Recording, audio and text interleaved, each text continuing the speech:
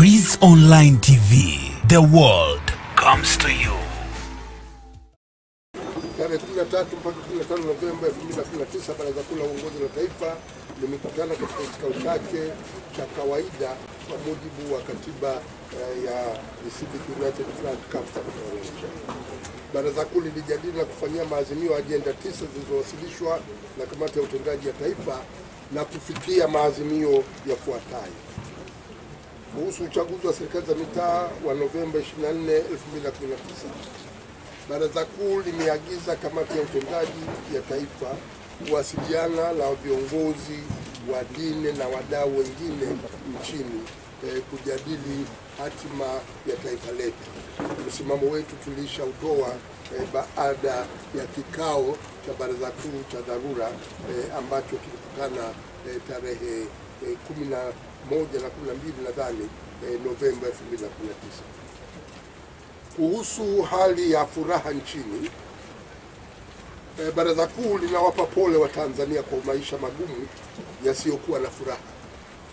Taarifa ya Umoja wa Mataifa ya furaha duniani ya mwaka 2019, World Happiness Report, inaonyesha kuwa kati ya nchi 116 zilizofanyiwa utafiti, Tanzania ni nchi ya 153 duniani kwa kuwa na furaha.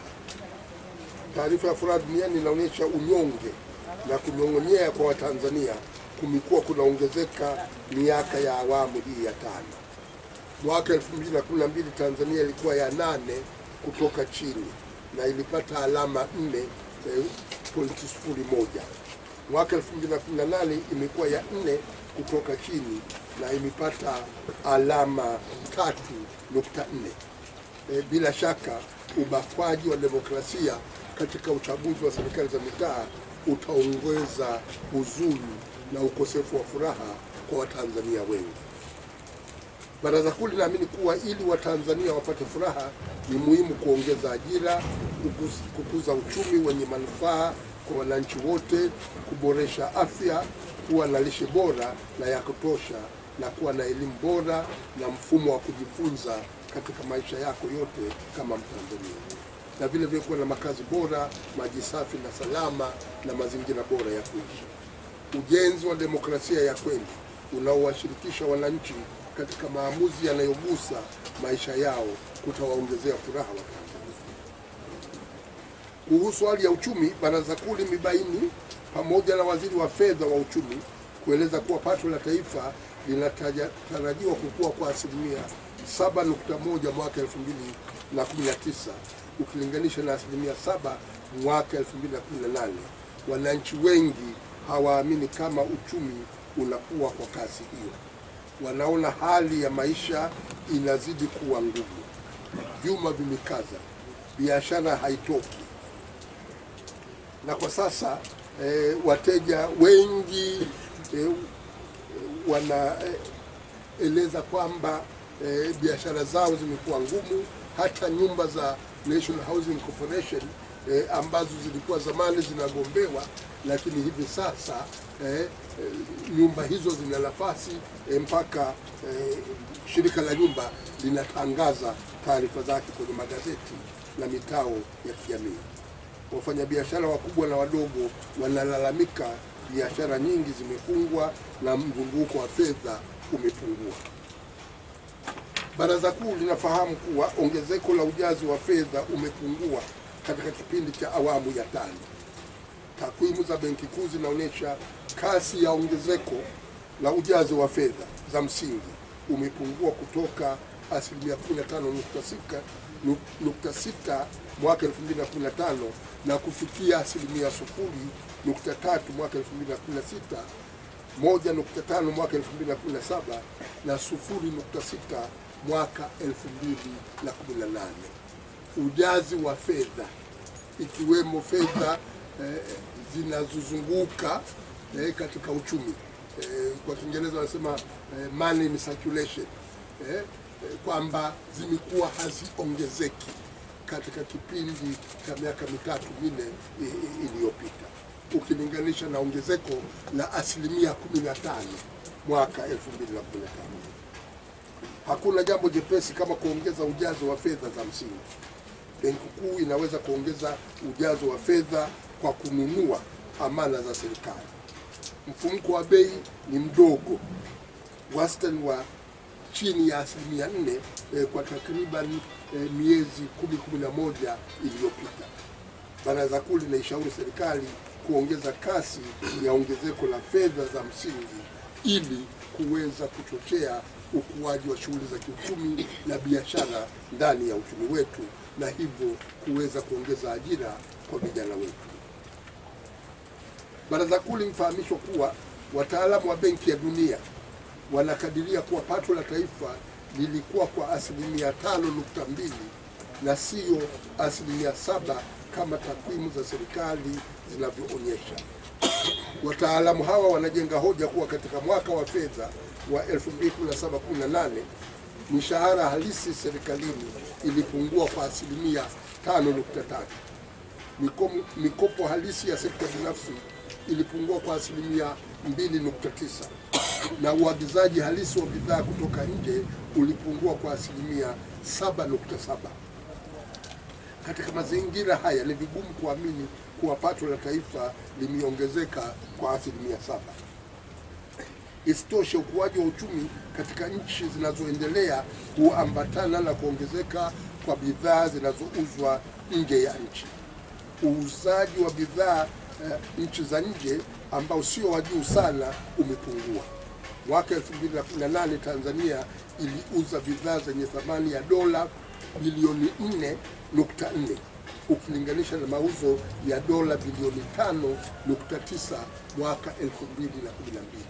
Sasa ikiwa mauzo ya bidhaa nchi za nje kwa dola yanapungua, ni vigumu wanavyoeleza hawa wataalamu wa Benki ya Dunia na Shirika la Fedha, ni vigumu kuamini kwamba kasi ya uchumi, kukua kwa uchumi itaendelea kuwa ya juu wakati mauzo ya bidhaa nchi za nje yanazidi kupungua. Baraza Kuu limeitaka serikali kuwakutanisha wataalamu wake na wataalamu wa Benki ya Dunia na Shirika la Fedha la Kimataifa kuboresha taratibu za ukadiriaji wa pato la taifa na takwimu nyingine za uchumi. Tuna matatizo haya ya takwimu za uchumi. Kama mtakumbuka, sensa ya 2012 ilikadiria kuwa ongezeko la idadi ya Watanzania ni 2.7, lakini hivi sasa serikali inakadiria ongezeko la idadi ya watu ni 3.1 na sio 2.7. Kama tungekuwa tunaongezeka kwa 2.7 mwaka 2019 huu, idadi ya Watanzania ingekuwa katika eneo la watu milioni 52 au 52.5. Lakini serikali inasema kwamba idadi ya Watanzania hivi sasa ni zaidi ya milioni 55. Kuwa na takwimu zilizo sahihi ni muhimu katika mipango ya uchumi. Kama hauna takwimu zilizo sahihi, ni vigumu sana kuwa na mipango mizuri ya uchumi. Baraza Kuu limesikitishwa na sera za serikali zinazochangia katika kudidimiza uuzaji wa bidhaa nchi za nje na kukua kwa uchumi. Kwa mfano, kwa sababu ya serikali kuingilia kati ununuzi na uuzaji wa korosho, umepunguza mauzo ya korosho nje ya nchi toka dola milioni 529, karibu 530 mwaka 2017 na kufikia dola milioni 196.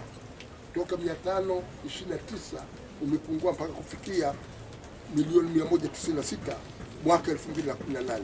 Wakati wastani wa bei ya korosho uliongezeka kidogo toka dola 1607.7 kwa tani mwaka 2017 na kufikia dola 1634.2 kwa tani mwaka 2018.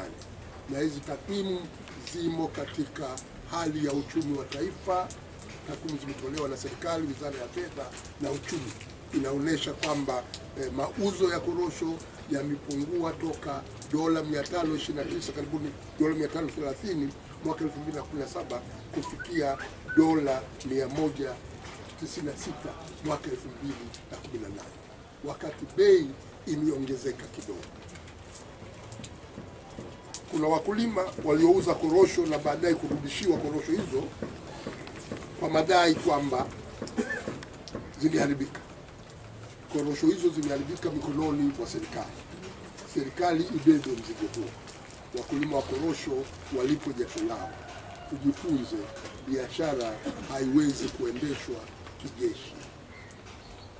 Baraza Kuu limetoa wito kwa serikali kulipa malimbikizo ya madai ya wafanyabiashara, wafanyakazi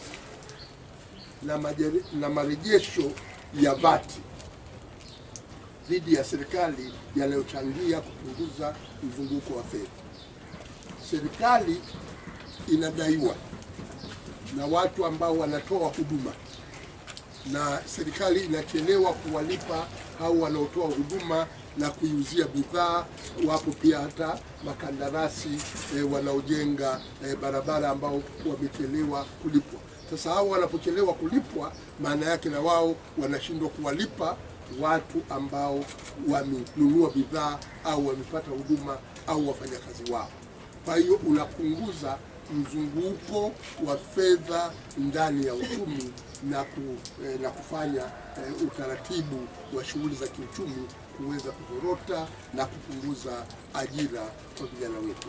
Baraza Kuu limetoa wito kwamba serikali ihakikishe kwamba haya malimbikizo ya madai ya wafanyabiashara, wafanyakazi, marejesho ya VAT, serikali inatoa kipaumbele kuyalipa madai haya. Baraza Kuu limeagiza Kamati ya Utendaji ya Taifa kuendelea na kazi ya kuandaa ilani ya uchaguzi ya mwaka 2020 itakayojikita katika sera za haki sawa na furaha kwa wote. Sera hii ina lengo la kumjengea Mtanzania kuwa na furaha toka anapozaliwa mpaka anapokuwa mzee.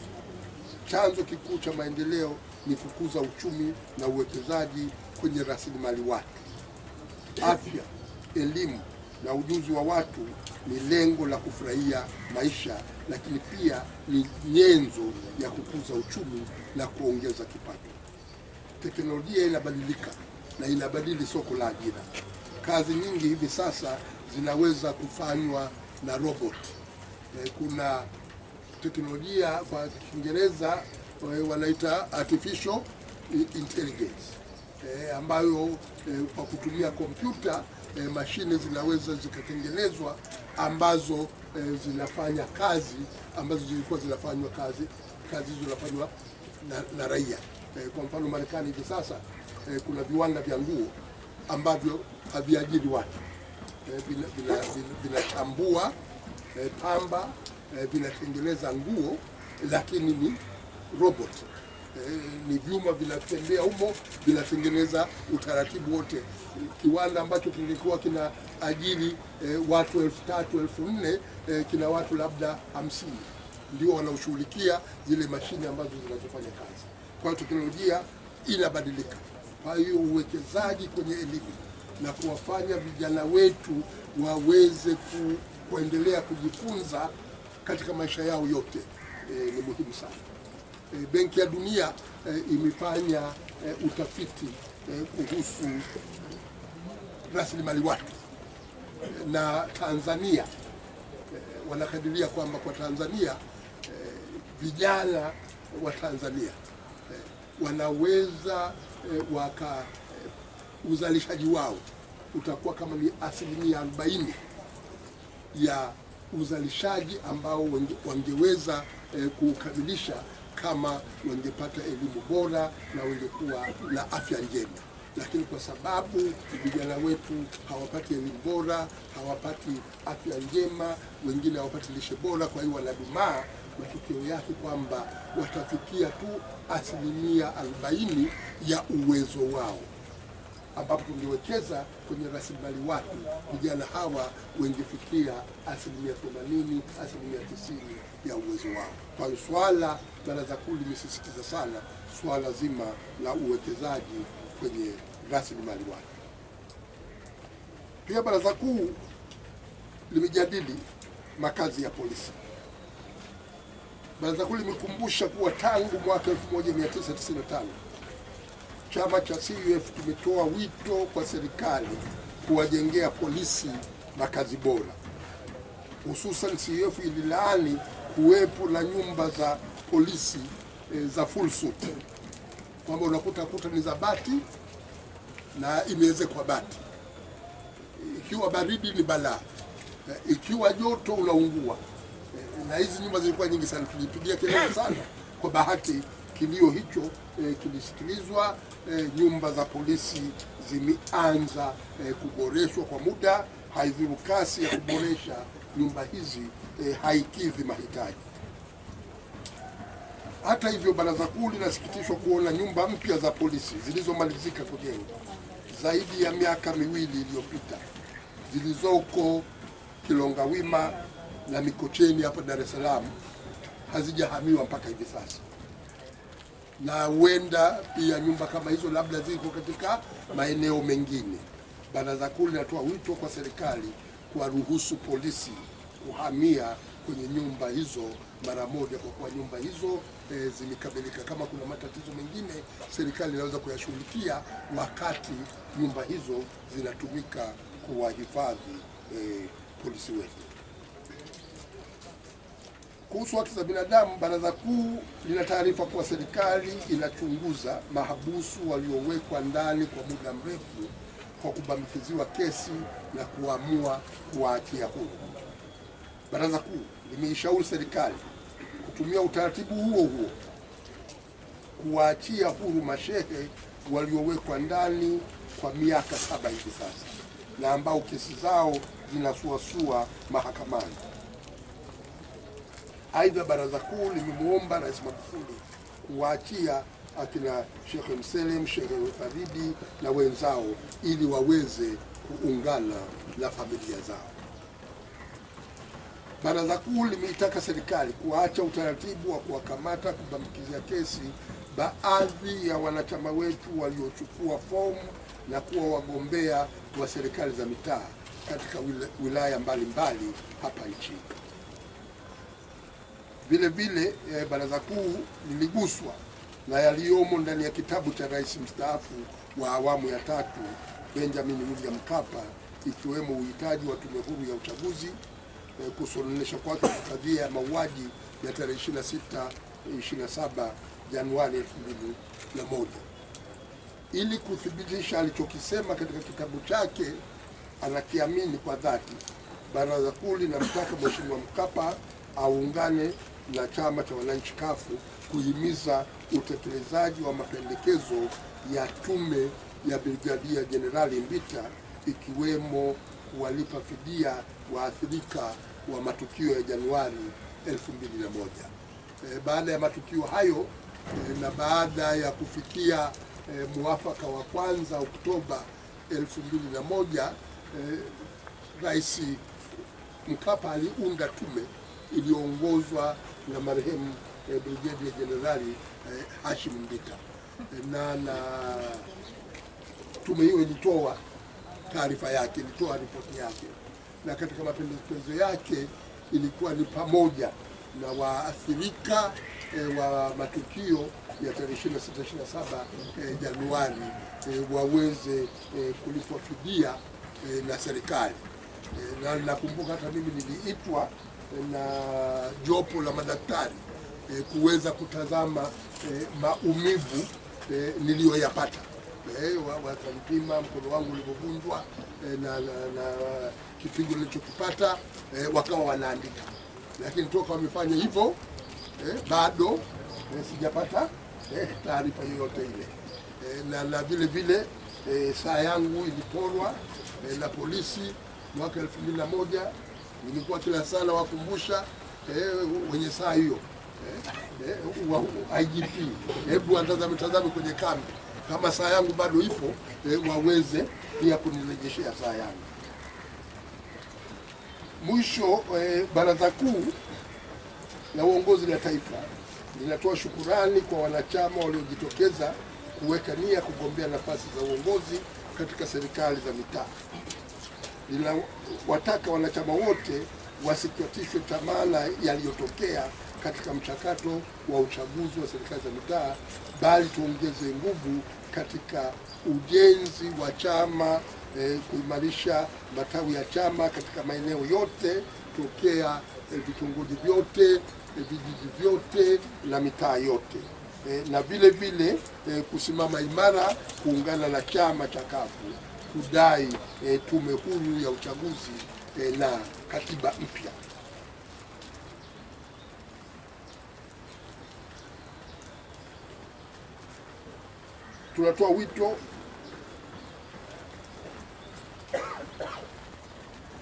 Tunatoa wito kwa wanachama wetu katika swala zima la ujenzi wa chama nchi nzima.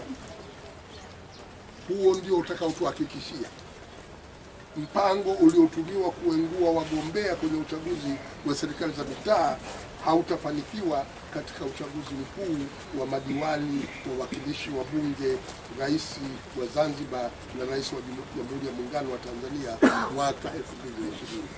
Kwa kuimarisha matawi yetu, kujenga chama imara nchi nzima, hiyo ndiyo itakayokuwa jawabu la kuhakikisha kwamba mbinu ambazo zimetumiwa katika uchaguzi wa serikali za mitaa haurudiwi tena tunapokuja kwenye uchaguzi mkuu wa madiwani, wawakilishi wa bunge, rais wa Zanzibar na rais wa Jamhuri ya Muungano wa Tanzania mwaka 2020. Haki sawa na furaha kwa wote imetolewa na Baraza Kuu la Uongozi la Taifa. Asanteni sana.